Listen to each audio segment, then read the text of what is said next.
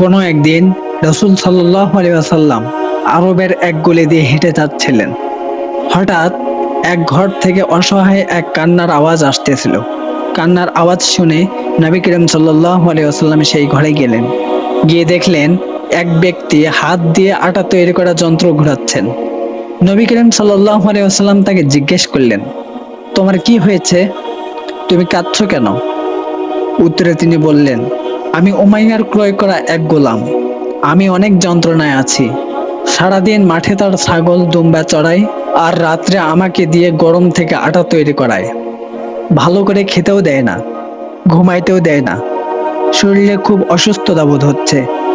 এই কথা শুনে রাসূল সাল্লাল্লাহু আলাইহি ওয়াসাল্লাম সেই গোলামের মাথায় হাত বুলিয়ে দিয়ে বললেন, তুমি কিছুক্ষণ আরাম করো, আর আমি তোমার কাজ করে দিচ্ছি।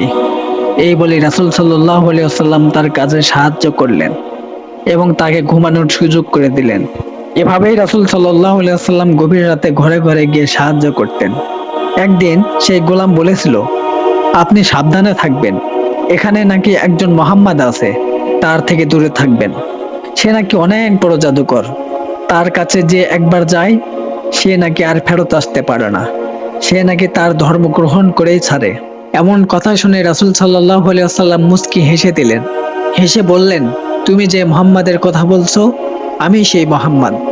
এই কথা শুনে রাসূল সাল্লাল্লাহু আলাইহি ওয়াসাল্লামের সুন্দর চারিত্রিক বাস্তব প্রমাণ দেখে ওই গোলাম সঙ্গে সঙ্গে অঝরে কান্না শুরু করলেন এবং সঙ্গে সঙ্গে কালিমা পড়ে মুসলমান হয়ে গেলেন। সুবহানাল্লাহ।